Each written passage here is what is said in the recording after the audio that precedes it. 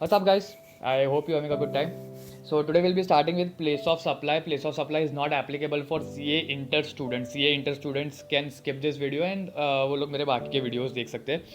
CA inter वालों के अलावा जितने भी है उन सबको प्लेस ऑफ सप्लाई एप्लीकेबल है. So you guys can just go through this video. Place of supply में 4 सेक्शन है. Section 10, 11, 12 and 13. Section 10 is for place of supply in case of goods. Section 11 is place of supply in case of imports and exports. Section 12 and section 13 is place of supply in case of services. ठीक है. Section 10 start करने से पहले एक बार section 11 import and export छोटा है वो देख लेते हैं. इंपोर्ट के केस में place of supply will be location of importer that is in India. IGST will be applicable and to be payable by importer under reverse charge. Export के case में place of supply will be outside India. ठीक है, इतना ही है. Place of supply मेरा India के बाहर है तो GST भी नहीं लगेगा. देख, प्लेस ऑफ सप्लाई के लिए एक छोटी सी चीज़ याद रखना. अगर तुम्हें कुछ भी समझ में नहीं आया ना, अगर तुम बाय चांस एग्जाम प्रेशर में रूल्स भूल जाते हो या जो भी है, तो एक चीज़ याद रखना, place of supply will be location of recipient in general case. समझ में आ गया? ठीक है. अगर तुम कुछ भूल जाते हो तो जहाँ का रेसिपिएंट है वो प्लेस ऑफ सप्लाई लिख के आ जाना. नेक्स्ट, चल सेक्शन 10 स्टार्ट करते हैं. Place of supply in case of goods. अगर देख, गुड्स इन्वॉल्व्स मूवमेंट. अगर मूवमेंट है तो मुझे बता सप्लाई कब खत्म होगा. मेरे गोडाउन से गुड्स निकलेगा तब कि रेसिपिएंट के पास गुड्स पहुंचेगा तब. By default but obviously recipient के पास जब गुड्स पहुंचेगा तब. तो if my goods involves movement then place of supply will be location where movement terminates. ठीक है. If it does not if it involve movement but वो बिल टू शिप टू वाला ट्रांजेक्शन है. ठीक है. बिल टू शिप टू मतलब क्या, कि मैंने किसी को ऑर्डर दिया, ठीक है, वो सामने वाला को कई और से ऑर्डर मिला और वो सामने वाला मुझे क्या बोलता है कि भैया एक काम कर, तू मुझे देगा मैं आगे दूंगा, इससे अच्छा तू मेरे बिहाफ पे किसी और को दे दे. तो that is called bill to ship to transaction, जिसके अंदर 3 पार्टी होती है, A, B एंड C. अपन एक थोड़ी देर में नीचे इसका एग्जाम्पल भी देखेंगे. Bill to ship to transaction है, उस केस में place of supply will be principal place of business of the third party. ठीक है. चल देख लेते हैं इसका एग्जांपल. देख, इधर देख, supplier A in new Delhi, third person B इन हरियाणा, सब रेसिपिएंट C इन न्यू दिल्ली. ठीक है. अभी इधर देख क्या होता है. Third person B in Haryana, he gives instructions to supplier A in New Delhi to deliver goods on behalf of third person B to recipient C. समझ में आ गया? B क्या बोलता है, B A को बोलता है कि तू मेरे बिहाफ पे C को गुड्स डिलीवर कर. अब यहाँ पे एक्चुअल रेसिपिएंट कौन है, C, but it will be deemed that B has received goods.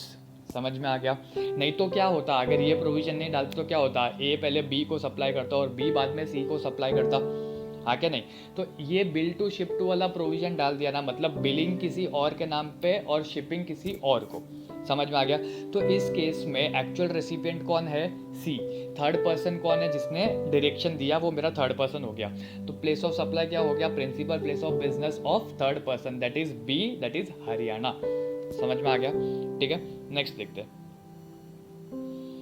Place of supply in case of goods does not involve movement. अगर गुड्स की मूवमेंट नहीं है तो उस केस में place of supply will be location of goods at the time of delivery. ठीक है. Assembled installed goods, assembled और इंस्टॉल्ड एट साइट. तो जिस साइट पे मैंने असेंबल या इंस्टॉल किया that will be my place of supply. Supplied on board a convince. अगर मैं किसी कन्वेंस पे कोई गुड्स सप्लाई कर रहा हूँ तो उस केस में place of supply will be location from where such goods were loaded in conveyance. ठीक है. जब फॉर इंस्टेंस प्लेन, ठीक है, एयर एक फ्लाइट है फ्रॉम मुंबई टू दुबई. ठीक है. मुंबई टू दुबई है, मुंबई में मैंने गुड्स लोड किया, दुबई पहुंचने वाले थे, उसके जस्ट पहले मैंने पैसेंजर्स को गुड्स प्रोवाइड किया. तो इस केस में प्लेस ऑफ सप्लाई क्या हो जाएगा, place of supply will be location from where goods were loaded. Goods कहाँ पे लोड हुआ, मुंबई में, तो place of supply will be Mumbai. समझ में आ गया? अभी देख, मुंबई से फ्लाइट स्टार्ट होता है, Mumbai to Delhi, Delhi to Dubai जाता है. ठीक है. दिल्ली में जब फ्लाइट रुका ना तो वहाँ पे पैसेंजर्स के साथ साथ गुड्स भी लोड किए. दिल्ली से फ्लाइट निकला, दुबई पहुँचने वाला था, दुबई पहुँचने से पहले पैसेंजर्स को वो गुड्स प्रोवाइड हुआ.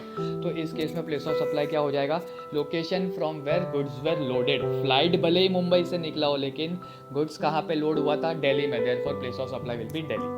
समझ में आ गया, ठीक है। तो गुड्स के केस में 5 चीज़ें थी। पहले 2 क्या थे, इन्वॉल्व मूवमेंट। इन्वॉल्व मूवमेंट में direct supply and bill to ship to. Direct supply है तो place of supply will be location where goods movement terminates. Bill to ship to है तो place of supply will be principal place of business of the third person. Third person कौन है, जो deemed receiver है, जो direction देता है वो थर्ड पर्सन है। डायरेक्शन देने वाले का place of supply location will be place of supply, ठीक है। तो फिर अपन ने देखा था डज नॉट इन्वॉल्व मूवमेंट। अगर मूवमेंट नहीं है तो place of supply will be location of the goods at the time of delivery. Assembled और इंस्टॉलेशन एक्स साइट है तो place of supply will be location of such site. Supplied on board a convince है तो place of supply will be location from where the goods were loaded in the conveyance. समझ में आ गया। चल, section 10 खत्म हो गया अपना। सेक्शन 11 अपन ने देख लिया था, import export. Section 12 and section 13 is place of supply in case of goods services. अभी देख, सेक्शन 12 कब एप्लीकेबल होगा। Section 12 is applicable only when both supplier as well as recipient is in India.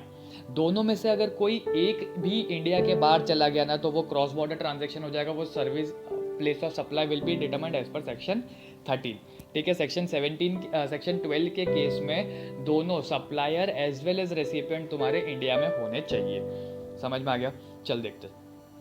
Default rule, section 12 का default rule क्या बोलता है, that अगर मेरा रेसिपिएंट रजिस्टर्ड है तो place of supply will be location of recipient. अगर मेरा रेसिपिएंट रजिस्टर्ड नहीं है तो अगर मेरा रेसिपिएंट रजिस्टर्ड है तो place of supply will be location of such registered person. अगर वो रजिस्टर्ड नहीं है तो place of supply will be location of recipient, ठीक है। अभी देख, अगर रेसिपिएंट का location in normal course available नहीं है तो place of supply will be location of supplier. ये डिफॉल्ट रूल है, ठीक है। डिफॉल्ट रूल कब लगेगा, जब इसके नीचे वाले जितने रूल्स है ना वो नहीं लगेंगे। तुम हर केस में डिफॉल्ट रूल नहीं लगा सकते। एक क्रक्स याद रखना, मैं आगे नहीं करवाऊंगा ये वापस। जहां जहां पे सर्विसेज अगर रजिस्टर्ड पर्सन को प्रोवाइड हुई है ना, उस केस में place of supply will always be location of such registered person. समझ में आ गया, ठीक है। चल आगे देखते हैं। इमूवेबल प्रॉपर्टी रिलेटेड अगर है तो place of supply will be location of immovable property. If immovable property is outside India, place of supply will be location of recipient in India, ठीक है। नेक्स्ट, अगर मेरा immovable property is situated in more than one state और more than one union territory, place of supply will be each such respective state और union territories in the proportion of the value for the services provided, ठीक है। Next, मतलब क्या क्या, अगर एक से ज़्यादा इमूवेबल प्रॉपर्टी रिलेटेड अगर मैं कोई सर्विस दे रहा हूँ एंड प्रॉपर्टीज एक से ज़्यादा स्टेट में है तो जितने भी स्टेट में है वो सारे के सारे states will be my place of supply, ठीक है। अभी देख, पर्सनलाइज सर्विसेज, अगर पर्सनलाइज सर्विसेज है तो उसके लिए रेसिपिएंट का जगह पे होना ज़रूरी है। Therefore, such place of supply for such services shall be location where services are performed. If they are performed outside India, place of service will be outside India. ठीक है। अभी इधर देख, इमूवेबल के केस में क्या था कि अगर आउटसाइड इंडिया है तो location of recipient will be place of supply. Personalize services के केस में क्या है कि अगर आउटसाइड इंडिया है तो place of supply will be outside India. तो भैया ये कंफ्यूजन को दूर कैसे करोगे। देख, बहुत सिंपल सा लॉजिक है। पर्सनलाइज सर्विसेज में क्या आता है, restaurant, catering, grooming, fitness, beauty, health centre etcetera, ठीक है। फॉर गोल्ड्स जिम ऑस्ट्रेलिया, अगर मैं बोलूँ कि भाई मेरे को गोल्ड्स जिम ऑस्ट्रेलिया में जाके वर्कआउट करना है, ठीक है, तो सर्विस प्रोवाइडर कौन है, गोल्ड्स जिम ऑस्ट्रेलिया। रेसिपिएंट कौन है, मैं, ठीक है। अब गोल्ड्स जिम ऑस्ट्रेलिया वाला यहाँ पर आएगा मेरे लिए कि मेरे को वहाँ पे जाना पड़ेगा, मुझे वहाँ जाना पड़ेगा, बरोबर। तो उस केस में सर्विसेज कहाँ परफॉर्म हो रही है, आउटसाइड इंडिया। अगर सर्विस आउटसाइड इंडिया परफॉर्म हो रही है तो मैं कहाँ पे हूँ, मैं भी तो ऑस्ट्रेलिया में हूँ, मैं भी तो आउटसाइड इंडिया हुआ, तो लोकेशन ऑफ रेसिपिएंट कहाँ पे हुआ, अल्टीमेटली आउटसाइड इंडिया ही हुआ। गेला डोक्यात, कॉमन सेंस है, इसको दिमाग में फिट करके रखना, ठीक है। तो कंफ्यूजन होने का चांस नहीं है। रेसिपिएंट कहाँ पे है वो तुमको देखना है। Wherever the recipient is located that will be my place of supply in general case, ठीक है। चल next, training and performance related, registered person है तो place of supply registered person, unregistered person है तो place of supply will be location where such services are perform. अब again training and appraisal based services है तो recipient का होना ज़रूरी है, परफॉर्मेंस बेस्ड है। अगर वो इंडिया के बाहर है तो रेसिपिएंट कहाँ पे होगा, इंडिया के बाहर। अगर रेसिपिएंट भी इंडिया के बाहर है तो place of supply will be outside India, ठीक है। Next, admission entry to any event, and उसके नीचे है ऑर्गेनाइजिंग एनी इवेंट। देख, दो चीज़ है, इवेंट में एंट्री लेना और इवेंट ऑर्गेनाइज करना, ठीक है। एडमिशन और entry to any event, place of supply will be location where such event is actually held. Organizing any event in case of unregistered person, place of supply will be location where such event is actually held, ठीक है, दोनों के case में। अभी देख, admission, मेरे को एक बात बता, अगर तुझे जस्टिन बीबर का इवेंट अटेंड करना है जो कि दुबई में है, तो तू यहाँ पे मुंबई में बैठे बैठे अटेंड कर सकता है क्या? नहीं, तुझे टिकट लेके लाइव कॉन्सर्ट अगर अटेंड करना है तो तुझे दुबई ऑल द वे जाना पड़ेगा। तो रेसिपिएंट कहाँ हुआ? दुबई। देयरफॉर एडमिशन एंट्री के केस में अगर मेरा इवेंट इंडिया के बाहर है तो place of supply will be outside India. समझ में आ गया? ऑर्गेनाइजिंग का केस, मैं को बता, मैं मुंबई में बैठे बैठे दुबई में इवेंट ऑर्गेनाइज कर सकता हूँ क्या? कर सकता हूँ भैया, आजकल के डेट पे सब कुछ फ़ोन पे होता है, सब ऑनलाइन हो गया है। तो मेरे को अगर ऑर्गेनाइज करने का तो मैं ऑर्गेनाइज कर सकता हूँ। मेरे को मुंबई मेरी ऑफिस से बाहर निकलने की ज़रूरत नहीं है, एक कॉल बीवर को लगाने का, एक कॉल दुबई को लगाने का, कॉन्सर्ट अरेंज करने का, खत्म। समझा? ठीक है। तो इस केस में place of supply will be location where event is held. If event is held outside India, then place of supply will be location of recipient in India. समझ में आ गया? तो इंडिया में कब है, इंडिया के बाहर कब है प्लेस ऑफ सप्लाई, गेला डोक्यात, ठीक है। कन्फ्यूजन का चांसेस रखना नहीं। नेक्स्ट, ट्रांसपोर्टेशन के केस में गुड्स ट्रांसपोर्टेशन होता है, पैसेंजर ट्रांसपोर्टेशन होता है। अगेन, रजिस्टर्ड है, अनरजिस्टर्ड है। रजिस्टर्ड आ गया तो place of supply will be location of registered. Goods including mail and courier, अगर मैं किसी अनरजिस्टर्ड पर्सन को सर्विस दे रहा हूँ तो उस केस में place of supply will be location where goods are handed over for courier, ठीक है। मुंबई से अहमदाबाद कुरियर करने का है तो मुंबई में वीआरएल को मैंने दिया गुड्स, ठीक है, तो वो क्या करेगा, अहमदाबाद जाएगा, डिलीवर करेगा। तो इस केस में सप्लाई, मेरे साइड से सप्लाई कब खत्म हो गया, जैसे ही मैंने कुरियर वाले को पकड़ाया। इन ट्रांजिट गुड्स को कुछ भी होता है, कुरियर वाले का रिस्पॉन्सिबिलिटी, हाँ क्या नहीं? तो मेरे साइड से सप्लाई खत्म हो गया, अब कुरियर वाला जाने और रेसिपिएंट जाने। तो place of supply will be location where goods are handed over for courier और ट्रांसपोर्टेशन, ठीक है। पैसेंजर के केस में अगर मैं किसी अनरजिस्टर्ड पर्सन को सर्विसेज दे रहा हूँ, ट्रांसपोर्टेशन ऑफ पैसेंजर्स, अगर किसी अनरजिस्टर्ड पर्सन को ट्रांसपोर्टेशन की सर्विस दे रहा हूँ तो उस केस में place of supply will be location from where passenger embarks the conveyance. Embarking the conveyance मतलब जहाँ से उसने वो कन्वेंस लिया, ठीक है। अभी एक चीज़ याद रखना, if goods are transported outside India, if goods are transported outside India, then place of supply will be outside India। क्यों भैया? वो एक्सपोर्ट में आ गया तो उस पर सेक्शन 11 का रूल लग जाएगा, ठीक है। टू अनरजिस्टर्ड पर्सन, अगर किसी अनरजिस्टर्ड पर्सन को राइट टू पैसेज इशू हुआ है, राइट टू पैसेज मतलब अगर तुम मुंबई में रहते हो और लोकल ट्रेन से ट्रैवल करते हो, तुमको पता होगा पास सिस्टम होता है। Pass system is called right to passage, ठीक है। तो अगर किसी को राइट टू पैसेज इशू है तो भैया पास लेकर तो मैं कभी भी कहीं से भी चढ़ सकता हूँ। तो उस केस में place of supply will be, अगर रेसिपिएंट, अनरजिस्टर्ड रेसिपिएंट का एड्रेस अवेलेबल है, then place of supply will be location of such unregistered recipient. In any case अगर रेसिपिएंट का एड्रेस अवेलेबल नहीं है in ordinary course of business, then place of supply will be location of provider. समझ में आ गया? ठीक है। नेक्स्ट, पैसेंजर ट्रांसपोर्टेशन के केस में एक चीज़ याद रखना है कि अगर सेवन सिस्टर्स, सतनाम या फिर बागडोगरा से अगर कोई फ्लाइट आता है या वहाँ पे कोई फ्लाइट जाता है तो वो एग्जेम्पशन में कवर्ड है, ठीक है। तो प्लेस ऑफ सप्लाई और वो एग्जेम्पशन, ये दोनों ध्यान रख लेना। चल नेक्स्ट देखते हैं। On board a conveyance, goods के केस में ऑन बोर्ड अ कन्वेंस में place of supply was where goods were loaded, ठीक है। सर्विसेज को तुम कन्वेंस में लोड कर सकते हो क्या? नहीं कर सकते, ठीक है। तो उस केस में क्या ऐसी चीज़ है जो तुम लोड करोगे? कुछ भी नहीं, बराबर। तो प्लेस ऑफ सप्लाई सर्विसेज के केस में प्लेस ऑफ सप्लाई क्या हो जाएगा? In case of services place of supply will be first scheduled point of departure. Place of supply will be first scheduled point of departure. जब पहले point पे flight तुम्हारा उड़ता है, that will be my place of supply. For instance Mumbai to Dubai, ठीक है। मुंबई से flight जा रहा है दुबई के लिए, तो place of supply will be Mumbai. Mumbai से फ्लाइट गया, दिल्ली उतरा, ठीक है। दिल्ली पे एक बंदा चढ़ा जो कि फ्लाइट में सर्विसेज देने वाला था। अब फ्लाइट, दिल्ली से फ्लाइट निकला, दुबई पहुंचने से पहले उस बंदे ने सर्विसेज दी, तो उस केस पे place of supply will be Delhi, नहीं, place of supply will be still Mumbai. कोई फर्क नहीं पड़ता बंदा कहाँ से चढ़ा, first scheduled point of departure वो मुंबई, दिल्ली, दुबई जो फ्लाइट जा रहा है वो स्टार्ट कहाँ से हुआ, मुंबई से। Place of supply will be Mumbai, खत्म, एंड ऑफ द स्टोरी। ठीक है, चल। टेलीकम्युनिकेशन सर्विसेज, टेलीकम्युनिकेशन सर्विसेज मतलब तुम्हारे टेलीफोन रिलेटेड जितनी भी सर्विसेज है, फिक्स्ड हो गई, लैंडलाइन हो गई, केबल हो गई, इंटरनेट हो गया, पोस्टपेड, प्रीपेड, डीटीएच, सब का सब इसके अंदर कवर है। ठीक है, तो अगर फिक्स्ड लीज या केबल है तो place of supply will be location where such fixed lease और cable connections have been installed. ठीक है, नेक्स्ट पोस्टपेड। पोस्टपेड सुनते ही बिलिंग, सबसे पहले दिमाग में क्या आता है, बिलिंग। ठीक है, बिल आएगा। बिल कब आता है, जब रेसिपिएंट का एड्रेस है। तो पोस्टपेड के केस में मोबाइल इंटरनेट में place of supply will be location of recipient if address is available. अगर एड्रेस नहीं है तो place of supply will be location of supplier. ठीक है, प्रीपेड मोबाइल और इंटरनेट के केस में देख दो चीज़ें, through selling agent and to final subscriber.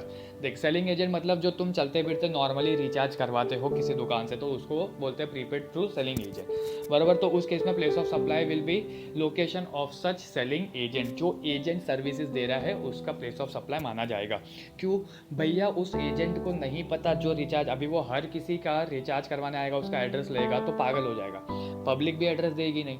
तो उस केस में इन्होंने सिंपल रखा है कि भैया जो सेलिंग एजेंट है उसी का location will be place of supply. ठीक है, to final subscriber. Final subscriber मतलब क्या, कि जिसको अगर कुछ सरेंडर करना है, अभी मेरे पास प्रीपेड कार्ड है, ठीक है, मेरे को मेरा प्रीपेड सरेंडर करना है, मेरे को नहीं चाहिए, मेरे को दूसरी कंपनी का लेना है। अभी तो पोर्ट का ऑप्शन आ गया, पहले नहीं था।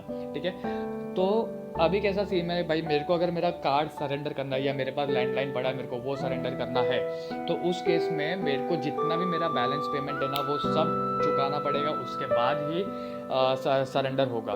तो उस केस में place of supply will be location where the final payment has been received. ठीक है, एंड लास्ट अदर्स। अदर्स के केस में place of supply will be location of recipient, that is my default rule 12(2). Note, in case of e payment, e payment मतलब जो तुम वो mobile में recharge करते हो, ठीक है, इन case of e payment place of supply will be location of recipient wherever the address is available. If the address is not available place of supply will be location of supplier. समझ में आ गया? ठीक है, next देखते हैं। Banking, financial services including stock broking services, ये 13 section 13 में भी आएगा। Place of supply will be location of recipient if record exist, otherwise place of supply will be location of supplier. ठीक है, insurance services, life insurance, general insurance दोनों। Registered को है तो place of supply will be location of registered person, unregistered को है तो place of supply will be location of recipient if available, if not then place of supply will be location of supplier. ठीक है, 12(14) advertisement services provided to government, place of supply will be each such state, union territory wherever the advertisement has been displayed। ठीक है, इसका है ना एक rule 3 amendment निकला है, वो अमेंडमेंट अपन थोड़ी देर में देखेंगे। नेक्स्ट, सैटेलाइट लॉन्चेस सर्विसेज अंतरिक्ष कॉर्पोरेशन लिमिटेड अमेंडेड है। इसमें क्या बोला है कि अगर मैंने ऐसे कस्टमर को सर्विस दी है सैटेलाइट सर्विसेज, जो कस्टमर मेरा आउटसाइड इंडिया है, तो place of supply will be outside India. If my customers are in India then place of supply will be in India, जहाँ पर भी कस्टमर्स है। ठीक है, एज पर 12(8). देख क्या होता है, कुठे 12(8) ट्रांसपोर्टेशन गुड्स वगैरह में।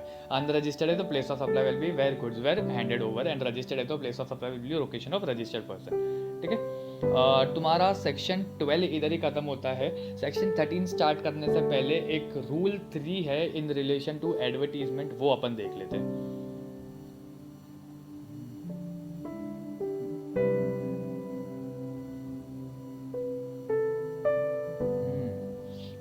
Rule 3 of IGST rules manner of determining proportionate values for this services. ठीक है, अभी देख एडवर्टीजमेंट है तो भैया एडवर्टीजमेंट गवर्नमेंट कहाँ कहाँ दे सकती है, तो वो किसी न्यूज़पेपर या पब्लिकेशन में दे देगी।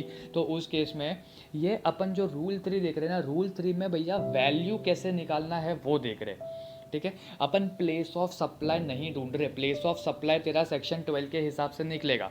ठीक है, location of recipient if each such state or union territory wherever the advertisement has been displayed, वो हो गया मेरा प्लेस ऑफ सप्लाई। ठीक है, एक बार प्लेस ऑफ सप्लाई मैंने निकाल दिया, अब उसका वैल्यूएशन कैसे निकालूंगा वो एज पर रूल 3 निकलेगा। तो देख, अगर मैंने एडवर्टीजमेंट न्यूज़पेपर या पब्लिकेशन में दिया है तो वैल्यू कैसे निकलेगा, amount payable for publishing to all the editions in each such state union territory. जितने भी स्टेट्स में जितने भी एडिटर्स हैं जिनको मैंने पैसे दिए हुए हैं टू पब्लिश माई न्यूज़, उन सब का value will be my value of supply. ठीक है। Next, pamphlets, leaflet, diaries, calendars, T shirts, अगर इस पे मैंने दिया है ना तो क्वांटिटी वाइज मेरा वैल्यू निकलेगा, प्रोपोर्शनेट वैल्यू जो भी निकलेगा that will B quantity wise, ठीक है। कि भैया मेरा एडवर्टीजमेंट का टोटल खर्चा कितना हुआ, मान ले मैंने 100 टी शर्ट्स प्रिंट करवाए, ठीक है, 100 टी शर्ट्स का मेरा कॉस्ट आया 1000 रुपीज़ का। अब मैंने 20 टी शर्ट्स महाराष्ट्र में दिए, 25 टी शर्ट्स गुजरात में दिए, 30 टी शर्ट्स मैंने तमिलनाडु में दिए, सो तो मेरा जो 1000 रुपीज़ है वो प्लेस ऑफ सप्लाई मेरा क्या हो गया, मुंबई, महाराष्ट्र, गुजरात, तमिलनाडु, ये मेरा प्लेस ऑफ सप्लाई हो गया। 1000 रुपीज़ मेरा वैल्यू है, तो मैं क्या करता हूँ 1000 को जो प्रपोर्शन में वो गया ना 20, 25, 30 उस रेशियो में डाल दूंगा। समझ में आ गया, ठीक है। नेक्स्ट देखते हैं क्वांटिटी वाइज कैसे करना है वो मालूम पड़ा। नेक्स्ट, होर्डिंग है अदर देन ट्रेन्स, ट्रेन्स पे जो होर्डिंग लगती है ना उसकी बात नहीं हो रही है, अदर देन ट्रेन्स जो भी होर्डिंग है ना उसकी बात लग रही है। तो value of supply will be amount payable to each such state. मैंने महाराष्ट्र को जितना पैसा दिया मेरा महाराष्ट्र का वो वैल्यू ऑफ सप्लाई हो गया, मैंने गुजरात को जितना पैसा दिया गुजरात वाला वो मेरा वैल्यू ऑफ सप्लाई हो गया। होर्डिंग ऑन ट्रेन्स, ठीक है, अगर ट्रेन में होर्डिंग लगा रहे हो तो भैया देयर इज द पॉसिबिलिटी कि वो ट्रेन महाराष्ट्र से गुजरात जा रही है, तो उस पर कैसे लेंगे, तो उस केस में ratio of length of railway track will be my basis to divide the amount, ठीक है। फॉर एग्जांपल मैंने वो टोटल होर्डिंग का खर्चा किया ₹1,00,000 का। अब महाराष्ट्र और गुजरात के बीच में टोटल जो रेलवे ट्रैक है ना that track is for instance मान ले 700 किलोमीटर्स का, महाराष्ट्र का एंड पॉइंट से लेकर गुजरात के एंड पॉइंट तक का 700 किलोमीटर्स का ट्रैक है, ठीक है। 700 किलोमीटर्स के ट्रैक में 400 किलोमीटर्स महाराष्ट्र का है, 300 किलोमीटर्स गुजरात का है, तो ये मेरे को रेशियो मिल गया। तो वो जो 1,00,000 रुपीज़ का होर्डिंग का खर्चा किया है ना मैंने, जो train between Maharashtra and Gujarat जा रही है उसका ratio will be divide by 700 multiply by 400, जो भी वैल्यू आएगा वो जाएगा मेरा महाराष्ट्र गवर्नमेंट को, मल्टीप्लाई बाय 300 जो भी वैल्यू आएगा वो जाएगा मेरा गुजरात गवर्नमेंट को। समझ में आ गया, very simple. Next, back of utility bills of oil gas companies etcetera, oil companies, gas companies, इसके जो भी यूटिलिटी बिल्स आते हैं, ठीक है, तुम्हारे कंज्यूमर बिल्स, वो बिल के पीछे अगर कोई होर्डिंग दिया हुआ है तो उस केस में value of supply will be amount payable to each such state union territory, ठीक है, where in having the address of the consumers का बिलिंग एड्रेस जिनके पास भी है ना that will be my place of supply, ठीक है। नंबर ऑफ कस्टमर बेसिस पे जाएगा ये। Next, railway tickets will be distributed on the basis of the ratio of number of railway stations. Maharashtra में कितने रेलवे स्टेशन है, गुजरात में कितने रेलवे स्टेशन है, टोटल लेंगे उसको डिवाइड कर देंगे, मल्टीप्लाई बाय महाराष्ट्र का स्टेशन, मल्टीप्लाई बाय गुजरात का स्टेशन, ठीक है। रेडियो स्टेशन पे अगर मैं दे रहा हूँ तो रेडियो स्टेशन के केस में अमाउंट पेएबल इन each such state union territory. Maharashtra में कितने रेडियो स्टेशन है जिनको मैंने पैसे दिए, गुजरात में कितने रेडियो स्टेशन है जिनको मैंने पैसे दिए, state wise. Next, TV channels, अगर मैं टीवी चैनल पे एडवर्टीजमेंट कर रहा हूँ तो amount attributable to each such state union territory, ठीक है, on the basis of viewership of such channel. अभी देख, viewership will be my ratio, अगर मैं टीवी चैनल्स में दे रहा हूँ ना तो व्यूवरशिप रेशियो के बेसिस पे मैं वैल्यू ऑफ सप्लाई को अकोमोडेट करूंगा amongst Maharashtra, Gujarat, Tamil Nadu etcetera. Viewership can be ascertain, viewership कहाँ से मिलेगा, ब्रॉडकास्ट ऑडियंस रिसर्च काउंसिल, बाग से तुमको व्यूवरशिप रेशियो मिल जाएगा, तुमको इतना टेंशन लेने का ज़रूरत नहीं है। इन एनी केस अगर इस पर सम आएगा तो तुम्हें दिया रहेगा क्वेश्चन में। नेक्स्ट, फिगर्स अपन कभी का लेंगे, ये इंपॉर्टेंट है, ये वाला पॉइंट ध्यान से देख लेना।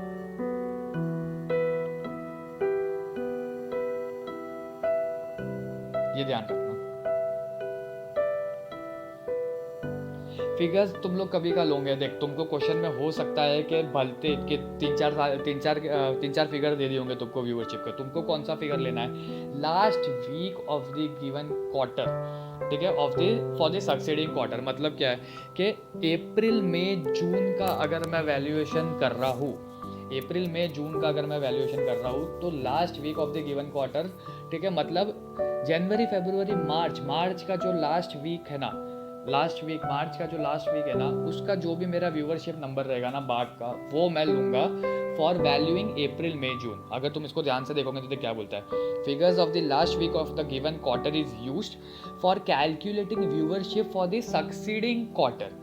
अगर मेरे को सक्सीडिंग क्वार्टर का व्यूवरशिप कैलकुलेट करना है तो मुझे गिवन क्वार्टर का लास्ट वीक का फिगर्स लेना पड़ेगा। मतलब अगर अप्रैल में जून का कैलकुलेट करना है तो मार्च का लास्ट वीक, जुलाई अगस्त सितंबर करना है तो जून के लास्ट वीक, अक्टूबर नवंबर दिसंबर करना है तो सितंबर का last week, and so on. ठीक है। Next, whether channel viewership relates to a region comprising of more than one state or union territory, viewers figures shall be in the ratio of the population। ठीक है, कि अगर भैया एक से ज़्यादा स्टेट या यूनियन टेरिटरी में कवर होता है ना, तो नंबर ऑफ पॉपुलेशन के रेशियो में चला जाएगा। Cinema halls amount payable to cinema halls in each such state और यूनियन टेरिटरी। ठीक है। नेक्स्ट, इंटरनेट सेम है तुम्हारा मोबाइल जैसे, अपना टीवी जैसा ही है। इसमें देख क्या है, again amount attributable to each such state on the basis of internet subscriber. Television के केस में क्या था, व्यूअरशिप था। नेक्स्ट, इंटरनेट के केस में तुमको कहाँ से फिगर्स उठाने हैं, ट्राई से। टेलीविजन के केस में तुमको बाग से फिगर उठाने। इंटरनेट के केस में देख क्या है,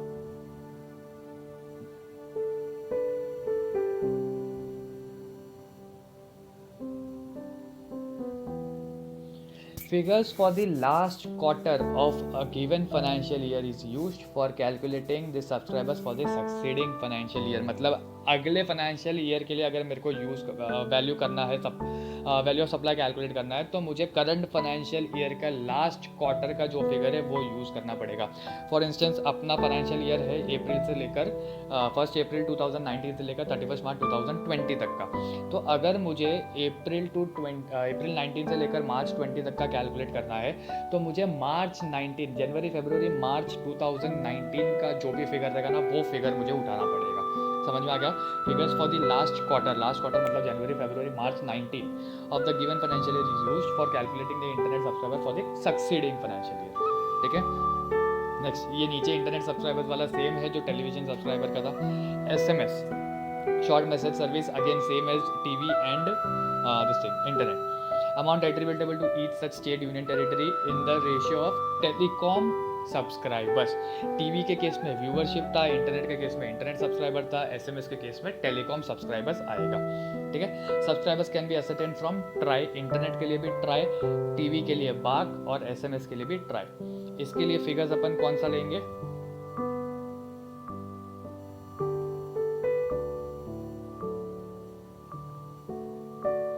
Figures of the given quarter will be used for calculating internet subscribers for the succeeding quarter। यहाँ पर लिखना हो तो लिख लो सेम एज टेलीविजन। ठीक है। नेक्स्ट, नीचे पूरा सेम ही है कि अगर एक से ज़्यादा स्टेट में है तो रेशियो ऑफ पॉपुलेशन के बेसिस पे वैल्यू कैलकुलेट हो जाएगा। ठीक है। चल अपन ने देख इसके अंदर क्या क्या देखा। सेक्शन 12 से अपन वापस स्टार्ट करते हैं। Section 12 in case of services. सबसे पहले अपन ने डिफ़ॉल्ट रूल देखा था। डिफ़ॉल्ट रूल के बाद इमूवेबल प्रॉपर्टी था। इमूवेबल प्रॉपर्टी के बाद अपन ने परफॉर्मेंस बेस्ड सर्विसेज देखा था। परफॉर्मेंस बेस्ड सर्विसेज के बाद था तुम्हारा training and appraisal based service था। उसके बाद अपन ने एडमिशन और एंट्री टू एन इवेंट देखा। Then we have seen organising an event. Then अपन ने देखा था transportation of goods including mail and courier. फिर उसके बाद अपन ने देखा था transportation of passengers. Then we have seen services supplied on board a conveyance. Then अपन ने टेलीकम्युनिकेशन सर्विस देखा था जिसके अंदर फिक्स्ड लाइन था, पोस्ट पेड था, प्रीपेड था, अदर्स था एंड इलेक्ट्रॉनिक पेमेंट था। ठीक है। फिर अपन ने banking, financial and broking services देखा था। उसके बाद इंश्योरेंस सर्विसेज देखा था। देन अपन ने एडवर्टीजमेंट सर्विसेज देखा था और फाइनल अपन ने अंतरिक्ष सर्विसेज देखा था। ठीक है। फिर रूल 3 अपन ने देखा। रूल 3 के केस में सबसे पहले अपन ने न्यूज़पेपर पब्लिकेशन देखा था। उसके बाद अपन ने पैम्पलेट, लीफलेट, डायरीज देख ली। फिर अपन ने होर्डिंग देखा था अदर देन ट्रेन। फिर अपन ने देखा था होर्डिंग्स ऑन ट्रेन। फिर back of the utility bills या फिर गैस कंज्यूमर बिल्स वगैरह थे वो देखा था। Then we have seen railway tickets. फिर रेडियो स्टेशन आ गया था। उसके बाद अपन ने टीवी चैनल्स देखा था, सिनेमा हॉल्स देखा था, इंटरनेट देखा था एंड SMS देखा था। ठीक है। चल रूल 3 के साथ तुम्हारा सेक्शन 12 यहीं पे ख़त्म होता है। लास्ट सेक्शन है सेक्शन 13। सेक्शन 13 इज़ मोर और लेस लाइक योर सेक्शन 12। ठीक है। तो उस पर ज़्यादा टाइम नहीं लगेगा।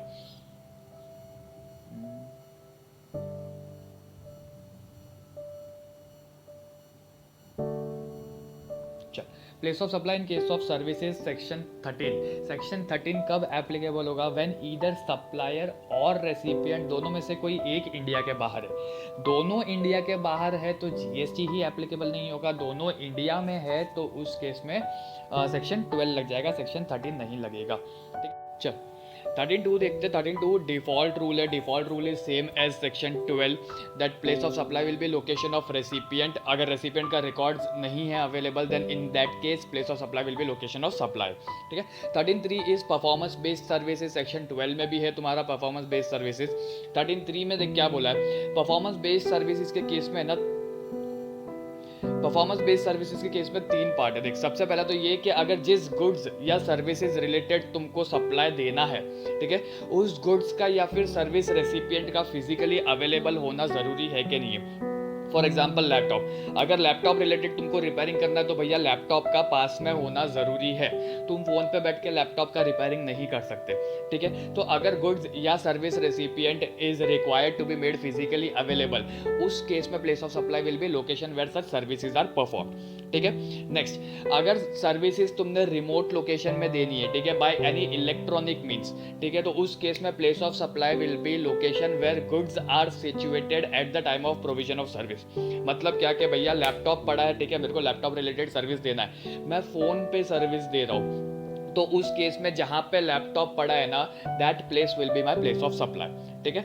And last, goods temporarily imported into India for repairs purpose. मैंने गुड्स एक्सपोर्ट किया था बिना जीएसटी पे किए, मैंने उसको वापस री इम्पोर्ट किया फॉर रिपेयरिंग पर्पस। तो उस केस में 2 चीज़ हो सकती है, या तो मैं उसको रिपेयर करने के बाद एज इट इज़ टेस्टिंग करके सीधा एक्सपोर्ट री एक्सपोर्ट कर देता हूँ, या फिर मैं उसको यूज़ करता हूँ और यूज़ करने के बाद एक्सपोर्ट करता हूँ। ठीक है। तो अगर मैं उसको एज इट इज एक्सपोर्ट कर देता हूँ ना, as such without any use, तो उस केस में place of supply will be location of recipient. Recipient is outside India, therefore place of supply will be outside India. ठीक है। अगर मैं उसको यूज करने के बाद एक्सपोर्ट करता हूँ तो उस केस में place of supply will be location where services are perform. ठीक है, जो सप्लायर है उसका प्लेस ऑफ सप्लाई आ जाएगा यहाँ पे। Next, immovable property related section 12 में भी है। इस केस में place of supply will be location of immovable property. If immovable property situated outside India, place of supply will be outside India. Section 12 में ऐसा नहीं था। सेक्शन 12 में सिंपल हिसाब था, place of supply will be location of immovable property. If it is situated outside India, place of supply will be location of recipient. ठीक है। Section 13 में तुम्हारे पास एक ऑप्शन है कि भाई अगर प्लेस ऑफ सप्लाई मेरा इमूवेबल प्रॉपर्टी अगर मेरा आउटसाइड इंडिया है तो प्लेस ऑफ सप्लाई भी आउटसाइड इंडिया ही होगा। ठीक है। Next, admission entry organising an event. Section 12 में एडमिशन एंट्री अलग था, ऑर्गेनाइजिंग अलग था। इस केस में एक ही है, admission entry organising an event, place of supply will be location of event. If event is situated outside India, place of supply will be outside India. ठीक है। नेक्स्ट, अगर मैंने performance based services, immovable property की services या event related कोई services है, वो मोर than 1 location दी है इंक्लूडिंग टैक्सेबल टेरिटरी, ठीक है, तो उस केस में place of supply will be my taxable territory. For example, immovable property related services मैंने यूके में दी, यूएसए में दी और न्यू दिल्ली में दी, तो my place of supply will be New Delhi. ठीक है। नेक्स्ट, 13.7 क्या बोलता है, अगर मैंने performance based services, immovable property की सर्विसेज या फिर event related services more than 1 location in taxable territory दी है, ठीक है, तो उस केस में ईच सच स्टेट और union territory in taxable territory will be my place of supply. For example, immovable property related service मैंने यूके में दी, यूएसए में दी, न्यू दिल्ली में दी और मुंबई में दी, तो my place of supply will be Mumbai and new Delhi. समझ में आ गया। 13th वाला क्या बोलता है, डिफरेंट प्लेसेस है लेकिन उसमें से एक टैक्सेबल टेरिटरी है। और 13.7 क्या बोलता है कि डिफरेंट प्लेसेस है जिसमें टैक्सेबल टेरिटरी एक है और टैक्सेबल टेरिटरी में अगेन डिफरेंट प्लेसेस है। ठीक है, चल नेक्स्ट 13.8 स्पेसिफाइड सर्विसेज है। स्पेसिफाइड सर्विसेज मतलब ये जो 3 सर्विस है ना, ये 3 सर्विस के केस में place of supply will be location of supplier. इसके अंदर नोट्स भी इंपॉर्टेंट है, तो साइड बाय साइड अपन नोट्स भी देखते जाएंगे। देख, सबसे पहला क्या है, services provided by any banking company, NBFC और financial institution to account holders. अगर अकाउंट होल्डर्स को दिया है तो place of supply will be location of supplier. नीचे नोट 1 देगा, अगर नॉन अकाउंट होल्डर्स को दिया है तो place of supply will be as per section 13.2। ठीक है, उस केस में it will be location of recipient.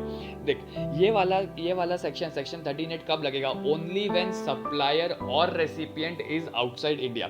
अगर दोनों इंडिया में है तो सेक्शन 12 में जो बैंकिंग सर्विसेज है उसके हिसाब से टैक्सेबल हो जाएगा, प्लेस ऑफ सप्लाई निकल जाएगा। ठीक है। नेक्स्ट इंटरमीडियरी सर्विसेज मतलब एजेंसी सर्विसेज हो गया, broking services etcetera.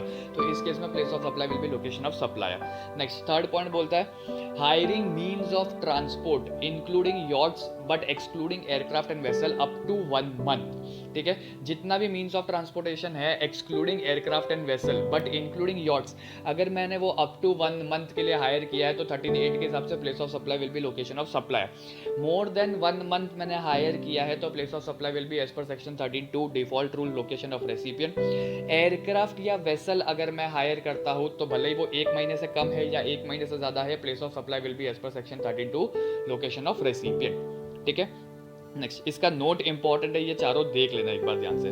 Transportation of goods, अभी देख सेक्शन 12 में ट्रांसपोर्टेशन ऑफ गुड्स में मेल कुरियर वगैरह सब साथ में था, इसके अंदर मेल कुरियर अलग है और अदर मीन्स अलग है। अगर मैं कोई भी गुड्स वाया मेल या कुरियर ट्रांसपोर्ट करता हूँ तो उस केस में place of supply will be performance of services, जहाँ पे सर्विसेज परफॉर्म हुई है that will be my place of service, place of supply. ठीक है, अगर मैं अदर मीन्स से गुड्स ट्रांसपोर्ट करता हूँ तो उस केस में place of supply will be destination of goods.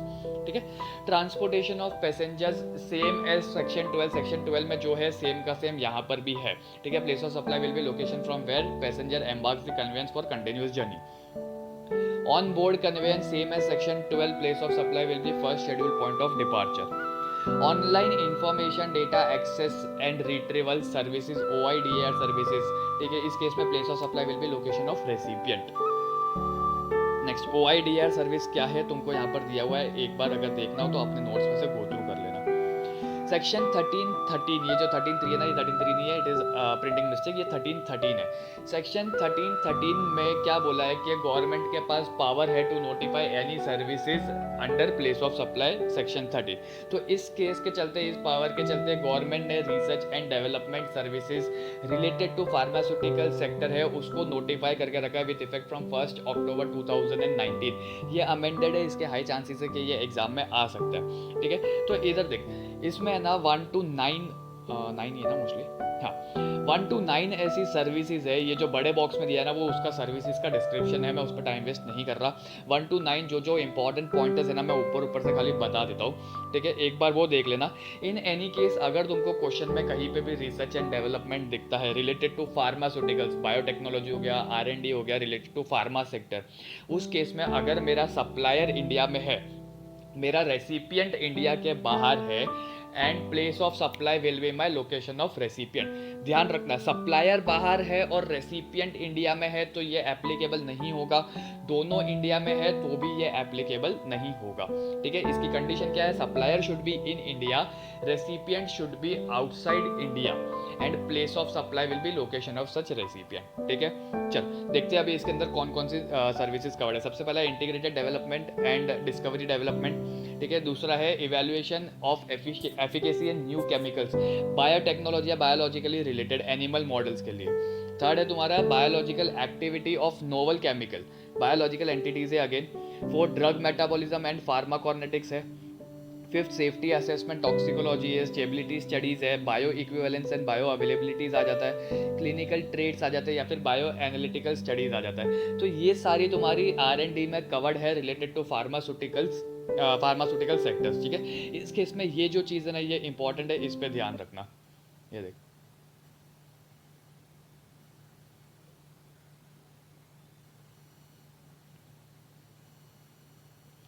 ये पैरा तुम्हारा इंपॉर्टेंट है, इस पर ध्यान रखना।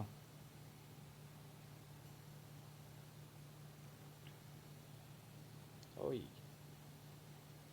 चल देख, इसमें क्या बोला है, सप्लायर कौन है मेरा, सप्लायर इन टीटी मतलब टैक्सेबल टेरिटरी। रेसिपिएंट कौन है, रेसिपिएंट इन एनटीटी मतलब नॉन टैक्सेबल टेरिटरी। सर्विसेज क्या है, R&D services related to pharmaceutical sectors, biotechnology वगैरह हो गया, इवैल्यूएशंस हो गए, इन्वेंशंस हो गए। Place of supply will be in all the above cases location of recipient, that is non taxable territory. Condition क्या है, सबसे पहले तो सप्लायर और रेसिपिएंट के बीच में कॉन्ट्रैक्ट होना चाहिए एंड दूसरा सच सप्लाई ऑफ सर्विसेज, ये जो R&D वाली सर्विस है ना it should fulfil all the conditions of exports except that place is outside India. देख टेक्निकली देखा जाए तो दोनों सेम ही है, बट ठीक है अगेन इन्होंने डाल दिया क्योंकि वहाँ पे स्पेसिफिकली लिखा है आउटसाइड इंडिया और यहाँ पे लिखा है location of recipient, but logically again recipient since it is in non taxable territory it will definitely be outside India. ठीक है, चल अभी क्लैरिफिकेशन है regarding determination of place of supply in certain cases. देख सबसे पहला तो है services provided by any ports, ठीक है। तो पोर्ट्स के केस में place of supply will B section 12(2) और section 13(2) default rule location of recipient. Next है services on unpolished diamond temporarily imported into India for repair the not used. अगर मैं temporarily इसको इंडिया में इंपोर्ट कर रहा हूँ, ठीक है, और उसको यूज़ नहीं कर रहा, only for polishing purpose diamond को, तो उस केस में प्लेस ऑफ सप्लाई 13(2) के हिसाब से डिफॉल्ट रूल लग जाएगा लोकेशन ऑफ रेसिपिएंट। इस पे परफॉर्मेंस बेस्ड वाला सर्विसेज जो टेम्पररीली इंपोर्ट किया ना, वो वाला पॉइंट नहीं लगेगा। समझ में आ गया? नेक्स्ट लास्ट है तुम्हारा software design services related to electronic semiconductor and design manufacturing, ESDM industries है। ईएसडीएम इंडस्ट्री की अगर कोई सर्विसेज है एंड सप्लायर टैक्सेबल टेरिटरी में है, रेसिपिएंट भी टैक्सेबल टेरिटरी में है, तो उस केस में place of supply will be as per section 13(2) default rule. ठीक है, चल ठीक है। इसी के साथ तुम्हारा सेक्शन 13 भी यहीं पे कवर अप हो जाता है।